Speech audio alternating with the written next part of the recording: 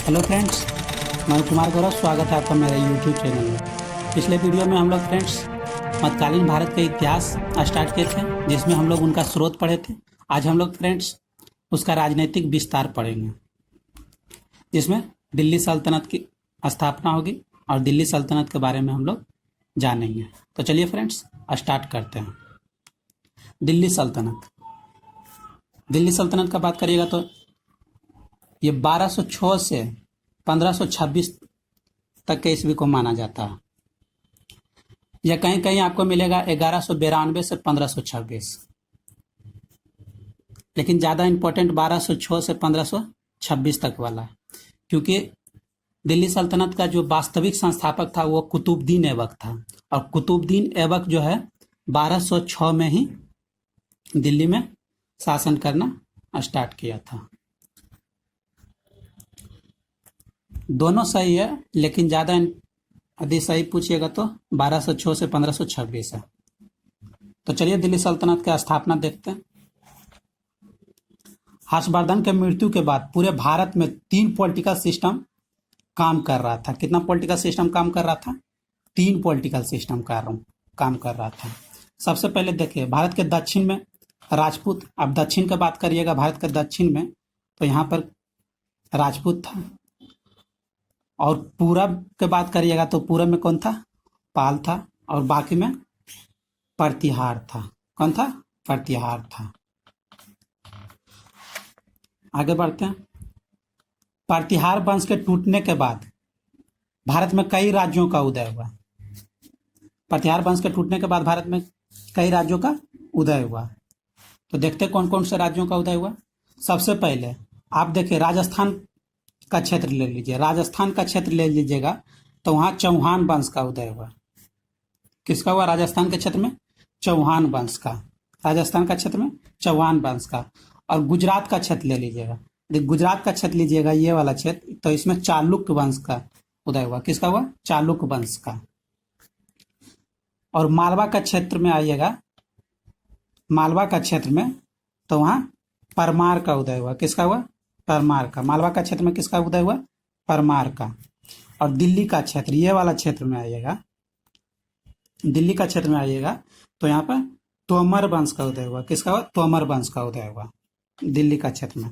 उसके बाद कन्नौज का क्षेत्र आइएगा। कन्नौज का क्षेत्र, ये वर्तमान जो यूपी का क्षेत्र आता है, उसमें गढ़वाल था। कौन था? गढ़वाल। और बुंदेलखंड में एक राज्य बना, इसका नाम था चंदेल। क्या था? चंदेल। सबसे पहले अब हम एक एक करके एक एक वंश देखते हैं। सबसे पहले गढ़वाल वंश पर आते हैं। गढ़वाल वंश, इस वंश का संस्थापक था चंद्रदेव। ये 1090 में कन्नौज पर अधिकार करके इस वंश की स्थापना की थी। सबसे पहले तो देखिए, इसका संस्थापक याद रखिएगा, चंद्रदेव। गढ़वाल वंश का संस्थापक कौन था? चंद्रदेव। उसके बाद इस वंश का अंतिम शासक जयचंद था। अंतिम शासक कौन था? जयचंद था। ये दोनों बहुत इंपॉर्टेंट है। एक तो सबसे पहले देखिए, उसका संस्थापक, कोई भी वंश है उसका संस्थापक याद करना है, चंद्रदेव गढ़वाल वंश का। और अंतिम शासक का कौन था? जयचंद था। अब आते हैं चंदेल वंश पर। कौन वंश पर? चंदेल वंश पर। इस वंश का संस्थापक ननुक था। कौन था? ननुक था, जिसने खजुराहो को राजधानी बनाया। इसने किसको राजधानी बनाया? खजुराहो को राजधानी बनाया। इस वंश के अंतिम शासक परमार देव था। अंतिम शासक कौन था? परमार देव था। इस वंश के अंतिम शासक परमार देव था।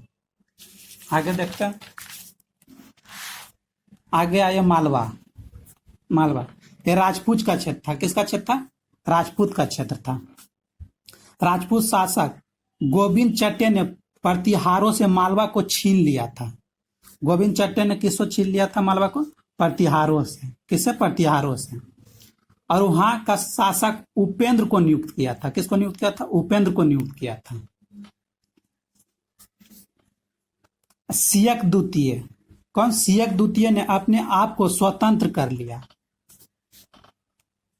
किसने अपने आप को स्वतंत्र कर लिया था? सियक द्वितीय ने। उसके बाद देखिए, इस वंश को एक प्रसिद्ध शासक हुए वाकपतिराज मुंज, जिनके दरबार में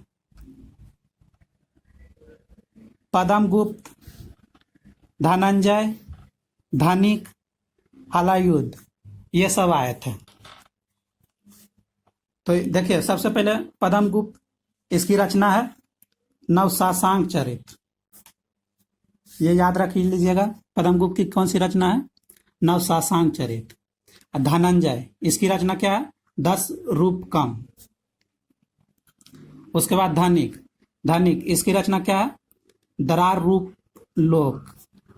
और के बाद हलायुद्ध, ये नवशासांक चरित्र पर टीका लिखे थे। ये क्या कहते हैं? नवशासांक चरित्र पर टीका लिखे थे। अब देखिए आगे बढ़ते हैं। इस वंश का जो एक महान शासक था वह राजा भोज था। कौन था? राजा भोज था। आप लोग भी सुने होंगे कभी कभी, एक कहावत है, कहाँ राजा भोज कहाँ गंगू तेली। तो ये जो राजा भोज है ना, वही वाला राजा भोज है। तो इस वंश का महान शासक कौन था? राजा भोज।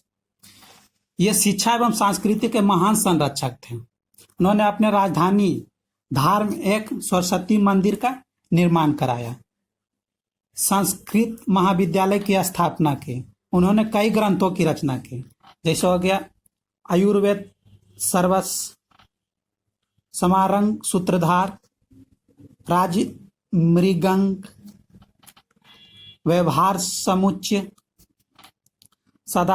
सदान अनुशासन, सरस्वती कंठाभरण।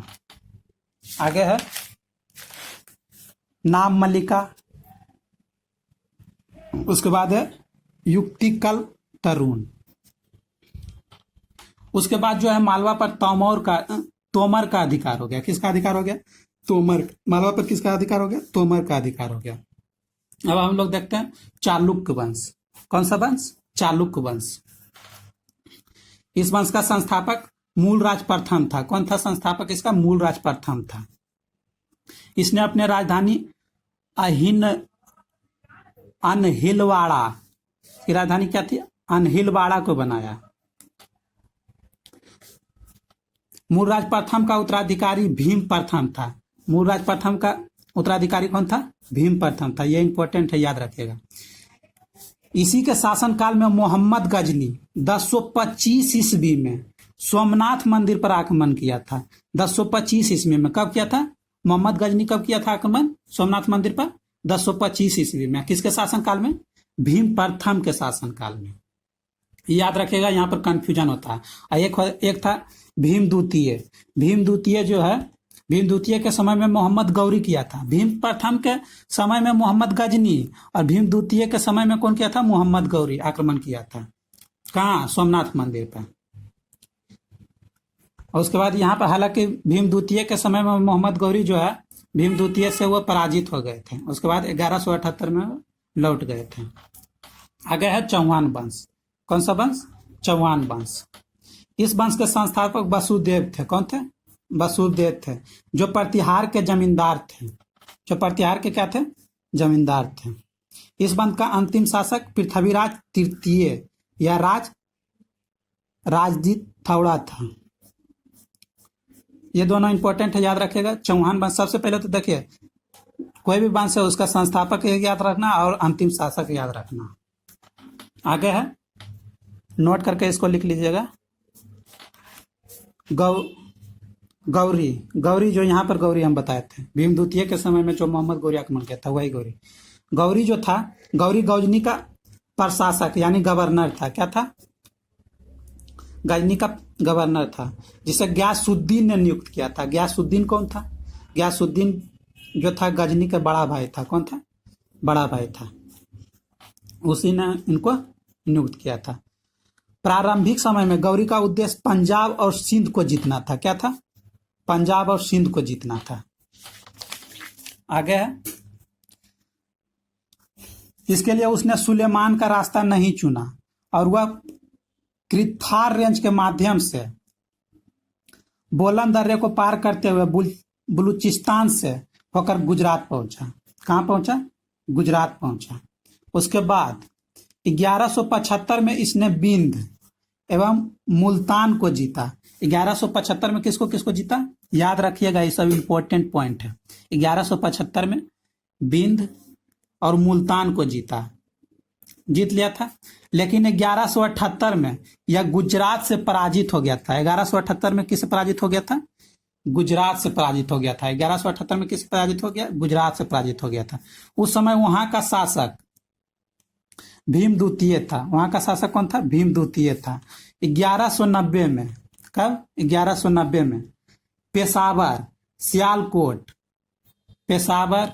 सियालकोट और लाहौर को जीत लिया था। 1190 में किसको जीत लिया था, लाहौर को। फिर से एक बार देखिए, 1175 में इसने बिंद और मुल्तान को जीता था। लेकिन 1178 में यह गुजरात से पराजित हो गया था। और 1190 में पेशावर, सियालकोट और लाहौर को जीता था। समझे, ये सब याद रखिएगा, इंपॉर्टेंट फैक्ट था। आगे है 1191 में तराइन के प्रथम युद्ध में वह पराजित हुआ था। 1191 में तराइन का प्रथम युद्ध हुआ था। कब हुआ था, तराइन का प्रथम युद्ध हुआ था। कब हुआ था, 1191 में। उसमें ये क्या हो गए थे, पराजित हो गए थे। कौन, गौरी। कहा जाता है कि गौरी जब ये तराइन के प्रथम युद्ध में पराजित हो गए थे, तब ये हरम के द्वार नहीं गए थे। हरम के द्वार कहे तो अपने मतलब कि जहाँ महिला लोग रहती है, रानी लोग, उसके पास नहीं गए थे। और अपना सेना को इतना मजबूत किए थे कि एक ही साल में जस्ट 1192 में तराइन का द्वितीय युद्ध हुआ था। कब हुआ था, 1192 में तराइन का द्वितीय युद्ध हुआ था, जिसमें पृथ्वीराज चौहान को पराजित किया और भारत के क्षेत्र का प्रशासक कुतुबुद्दीन ऐबक को नियुक्त किया था। समझे, एक ही साल में ये अपना सेना को इतना मजबूत किए थे कि 1192 में तराइन का द्वितीय युद्ध हुआ, जिसमें पृथ्वीराज चौहान को पराजित किया और भारत के क्षेत्र का प्रशासक कुतुबुद्दीन ऐबक को नियुक्त किया। किसको नियुक्त किया था, कुतुबुद्दीन ऐबक को।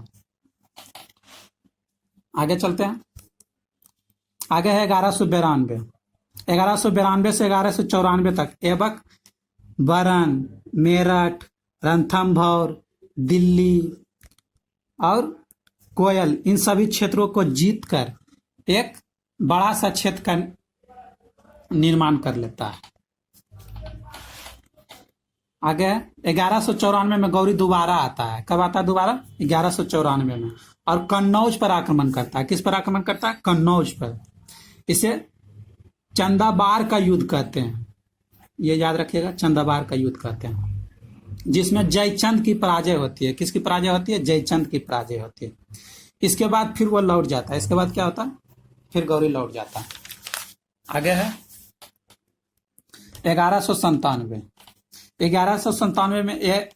1197 में ऐबक गुजरात पर आक्रमण करता है। किस पर आक्रमण करता है, गुजरात पर। यहाँ पर वो भीम द्वितीय को पराजित करता है, ये याद रखिएगा। 1197 में भीम द्वितीय को कुतुबुद्दीन ऐबक पराजित करता है।